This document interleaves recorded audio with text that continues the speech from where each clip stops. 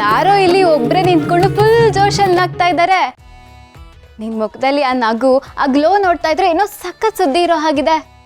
ಏಯ್ ಶಾನ್ವಿ ಸುಮ್ಮನಿರೋ, ಆ ಥರ ಎಲ್ಲ ಏನಿಲ್ಲ, ಏನೋ ಸುಮ್ಮನೆ ಯೋಚನೆ ಮಾಡ್ತಾ ಇದ್ದೆ ಅಷ್ಟೆ. ಅಣ್ಣ ನನ್ನ ಹತ್ರ ಸುಳ್ಳು ಹೇಳಕ್ ಬರಬೇಡ. ನಿನ್ನೆ ಅದಕ್ಕೆ ನಿನ್ನ ಕೈ ಹಿಡ್ಕೊಂಡು ತಪ್ಕೊಂಡು ಪ್ರೀತಿ ವಿಷಯ ಹೇಳಿದ್ರಲ್ಲ, ಆವಾಗ ನಾನು ನಿನ್ನ ಮುಖ ನೋಡಿದ್ದೀನಿ. ಹೇಗಿತ್ತು ಗೊತ್ತಾ? ಹೇಗಿತ್ತು?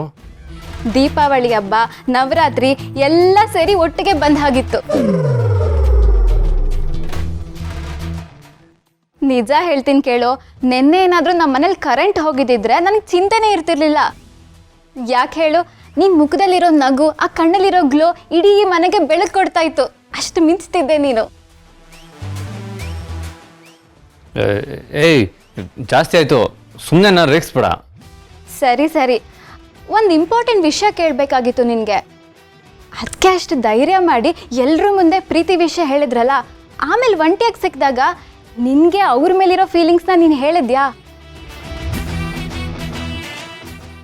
ಅಣ್ಣ, ನೀನು ಅದಕ್ಕೆ ವಾಪಸ್ ಐ ಲವ್ ಯು ಟು ಅಂತ ಹೇಳಿಲ್ಲ ಅಂತ ಮಾತ್ರ ಹೇಳ್ಬೇಡ ಕಣೋ. ಶಾನ್ವಿ, ಅದು ಹೇಳಿಲ್ಲ. ಅಯ್ಯೋ ದಡ್ಡ ನೀನು, ಯಾವ ಲೋಕದಲ್ಲಿದ್ಯಾ? ಅದಕ್ಕೆ ನಿನ್ನ ಪ್ರೀತಿಸ್ತೀನಿ ಅಂತ ಅಷ್ಟು ಪ್ರೀತಿಯಿಂದ ಹೇಳಿದ್ರಲ್ಲ, ನೀನು ವಾಪಸ್ ಏನು ಹೇಳಲೇ ಇಲ್ವಾ? ಇಲ್ಲ ಶಾನ್ವಿ, ಖುಷಿಲಿ ನಾನು ಅದನ್ನು ಮರ್ತೇ ಬಿಟ್ಟೆ. ಇಂಥ ವಿಷಯನ ಯಾರಾದ್ರೂ ಮರೀತಾರಾ? ಶಾನ್ವಿ, ನೀನು ಸುಮ್ಮನೆ ಟೆನ್ಷನ್ ಆಗಬೇಡ. ದುರ್ಗಾ ತುಂಬ ಒಳ್ಳೆ ಹುಡುಗಿ, ಅವಳು ಇದನ್ನೆಲ್ಲ ಮನ್ಸಿಗೆ ಹಚ್ಕೊಂಡು ಏನು ಬೇಜಾರು ಮಾಡ್ಕೊಳ್ಳಲ್ಲ. ಅಯ್ಯೋ ಅಣ್ಣ, ನಾನು ಒಬ್ಳು ಹುಡುಗಿಯಾಗಿ ಹೇಳ್ತಿದ್ದೀನಿ. ಯಾರಾದ್ರೂ ಹುಡುಗ ವಾಪಸ್ ಅವಳಿಗೆ ಐ ಲವ್ ಯು ಟು ಅಂತ ಹೇಳ್ದೆ ಇದ್ರೆ ಯಾರಿಗಾದ್ರೂ ಬೇಜಾರು ಆಗೇ ಆಗುತ್ತೆ. ನೋಡು, ಅದಕ್ಕೆ ನಿನ್ನ ಪ್ರೀತಿ ವಿಷಯ ಹೇಳ್ದೆ ಇದ್ರೆ ನನ್ನ ಏರಿಯಾ ತುಂಬ ಶರತ್ ಲವ್ಸ್ ದುರ್ಗಾ ಅಂತ ಪೋಸ್ಟರ್ ಅಂಟಿಸ್ಬಿಡ್ತೀನಿ. ಏಯ್ ಶಾನ್ವಿ, ಬೇಡ. ಹಾಗಿದ್ರೆ ಮೊದಲು ಹೋಗಿ ಅದಕ್ಕೆ ನಿನ್ನ ಪ್ರೀತಿ ವಿಷಯ ಹೇಳು. ಇಲ್ಲ ಅಂದ್ರೆ ನಾನು ಇನ್ನೊಂದು ಮುಖ ನೋಡ್ಬೇಕಾಗತ್ತೆ. ಹುಷಾರ್.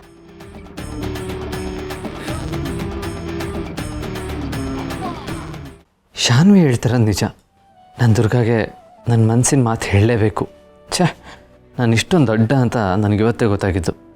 ಇವತ್ತೇ ಅವಳಿಗೆ ಸರ್ಪ್ರೈಸ್ ಕೊಡಬೇಕು.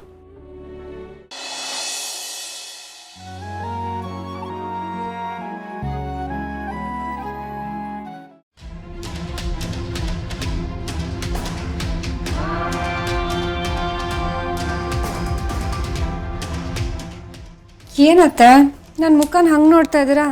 ನನ್ನ ಮುಖದಲ್ಲಿ ಏನಾದ್ರು ಬರ್ದಿದ್ಯಾ? ಏನಿಲ್ಲ ದುರ್ಗಾ, ನೀನು ಆಡ್ತಾ ಇರೋ ಆಟ, ನೀನು ಕೊಡ್ತಾ ಇರೋ ಬಿಲ್ಡಪ್ ನೋಡಿದ್ರೆ ನೀನು ಬೆನ್ನ ಹಿಂದೆ ಏನಾದರೂ ರೆಕ್ಕೆಗಳು ಬೆಳೆದ್ಬಿಟ್ಟಿದ್ಯೇನೋ ಅಂತ ನೋಡ್ತಾ ಇದ್ದೆ. ಅತ್ತೆ, ನೀವು ಇಷ್ಟೊಂದು ಕೆಟ್ಟ ಕೆಲಸ ಮಾಡಿದ್ರು ನಿಮ್ಮ ತಲೆ ಮೇಲೆ ಕೊಂಬೆ ಬೆಳೆದಿಲ್ಲ. ಇನ್ನು ನನಗೆ ಹೆಂಗತ್ತೆ ರೆಕ್ಕೆ ಬೆಳೆಯುತ್ತೆ? ರೆಕ್ಕೆಗಳಿಲ್ಲದೆ ಹೋದರೂ ಎಷ್ಟು ಎತ್ತರಕ್ಕೆ ಹಾರಾಡ್ತಾ ಇದೆಯಲ್ವಾ ದುರ್ಗಾ? ಹಾರು ಹಾರು, ನೀನು ಎಷ್ಟು ಎತ್ತರಕ್ಕೆ ಹಾರ್ತೀಯೋ ಅಷ್ಟೇ ಜೋರಾಗಿ ಕೆಳಗೆ ಬೀಳ್ತೀಯ. ಆ ಬೀಳೋ ಏಟ್ ಕೂಡ ಅಷ್ಟೇ ಜೋರಾಗಿರುತ್ತೆ. ಆ ಏಟನ್ನು ನಿನ್ನಿಂದ ತಡ್ಕೊಳ್ಳೋದಕ್ಕಾಗೋದಿಲ್ಲ. ನನ್ನ ಹತ್ರ ದೊಡ್ಡದಾಗಿ ಚಾಲೆಂಜ್ ಮಾಡಿದ್ಯಲ್ಲ ದುರ್ಗಾ, ಏನಾಯಿತು? ಆಗಲಿಲ್ವಾ? ಸೋತ್ಯಾ? ಅದಕ್ಕೆ ಕಣೆ ಹೇಳಿದ್ದು, ಶರತ್ನ ನನ್ನ ವಿರುದ್ಧ ಎತ್ತು ಕಟ್ಟೋದಕ್ಕೆ ನಿನ್ನಿಂದ ಈ ಜನ್ಮದಲ್ಲಿ ಸಾಧ್ಯ ಇಲ್ಲ. ಅಷ್ಟೊಂದು ನಂಬಿಕೆನ ಆತೆ ನಿಮಗೆ? ಸರಿ, ಹಾಗಾದರೆ ನಾನು ನಿಮ್ಗೊಂದು ಸವಾಲು ಹಾಕ್ತೀನಿ. ಮುಂದಿನ 1 ಗಂಟೆ ಒಳಗೆ ನನ್ನ ಗಂಡ ನಿಮ್ಮ ಮೇಲೆ ಕೋಪ ಮಾಡಿಕೊಂಡು ಕೂಗಾಡೋ ಹಾಗೆ ನಾನು ಮಾಡ್ತೀನಿ. ಇದು ನನ್ನ ಸವಾಲು.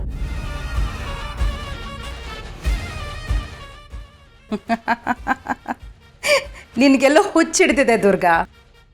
25 ವರ್ಷದಲ್ಲಿ ಒಂದೇ ಒಂದು ದಿನ ಕೂಡ ನನ್ನ ಮಗ ನನ್ನ ಎದುರಿಗೆ ತಲೆ ಎತ್ತಿ ನಿಂತಿಲ್ಲ, ನನ್ನ ವಿರುದ್ಧ ಜೋರಾಗಿ ಮಾತಾಡಿಲ್ಲ. ಅಂಥದ್ರಲ್ಲಿ ಇನ್ನು ಒಂದೇ ಒಂದು ಗಂಟೆಲಿ ನನ್ನ ಮಗನ ನನ್ನ ವಿರುದ್ಧನೇ ಎತ್ತು ಕಟ್ತೀಯಾ? ಆಗತ್ತಾ? ಚಾಲೆಂಜಾ? ಹಾಗೆ ಅನ್ಕೋ. ಇಂಪಾಸಿಬಲ್ ದುರ್ಗಾ. ಈ ಚಾಲೆಂಜಲ್ಲಿ ನೀನು ಗೆಲ್ಲೋದಕ್ಕೆ ಸಾಧ್ಯನೇ ಇಲ್ಲ.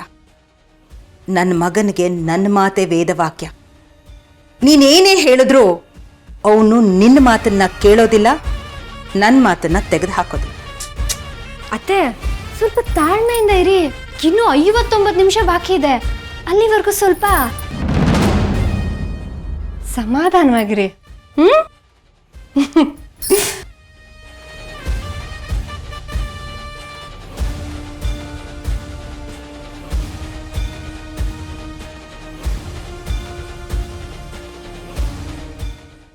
ಇಷ್ಟು ಕಾನ್ಫಿಡೆಂಟ್ ಆಗಿದ್ದಾಳಲ್ಲ ಇವಳಿಗೆ ಇಷ್ಟೊಂದು ಧೈರ್ಯವಾಗಿದ್ದಾಳೆ ಅಂದರೆ ಖಂಡಿತವಾಗ್ಲೂ ಏನೋ ಪ್ಲ್ಯಾನ್ ಮಾಡಿರ್ತಾಳೆ.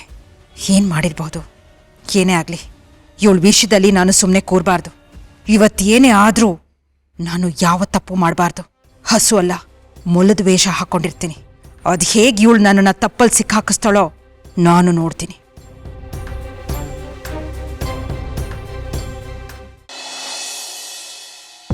ಅಮ್ಮ, ಅಯ್ಯೋ ನನ್ನ ಸೊಂಟ ಅಪ್ಪ, ಕೂತ್ರೆ ಎದ್ದೇಳಕ್ಕಾಗಲ್ಲ, ನಿಂತ್ರೆ ಕೂತ ಬಿಡ್ತೀನಿ.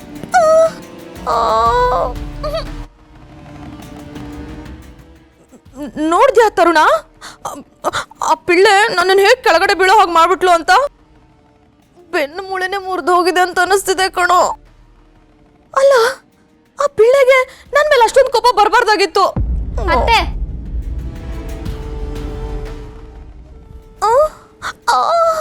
ಹಿತ ಆಗ್ ಮಾಡೋದಕ್ಕಿಂತ ಮುಂಚೆ ನೀವಲ್ಲೋಗಿ ಏನ್ ಮಾತಾಡಿದ್ರಿಂದ ಮೊದ್ಲು ಹೇಳಿ. ಅಯ್ಯೋ, ನಾನೇನು ತಪ್ಪು ಮಾತಾಡಿಲ್ಲ ಶಾನು, ಇರೋದನ್ನೇ ಮಾತಾಡಿದ್ದು. ಈಗ ಆ ಶರತ್ತು ಮತ್ತೆ ದುರ್ಗಾ ಒಂದಾಗ್ಬಿಟ್ಟಿದ್ದಾರೆ.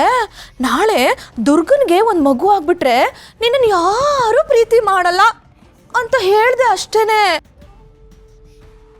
ಅಲ್ಲ, ಇದು ಯಾವ ಪ್ರಪಂಚದಲ್ಲಿ ನಡೆಯಲ್ಲ ಹೇಳು? ಮಲತಾಯಿ ಇರೋ ಪ್ರತಿಯೊಂದು ಮನೇಲೂ ಇದೇ ಕಥೆ ಅಂತೀನಿ. ಅತ್ತೆ, ನನ್ನ ಅತ್ತಿಗೆ ಬಗ್ಗೆ ಮಲ್ತಾಯಿ ಗಿಲ್ತಾಯಿ ಅಂತ ಮಾತಾಡ್ಬೇಡಿ ನೀವು.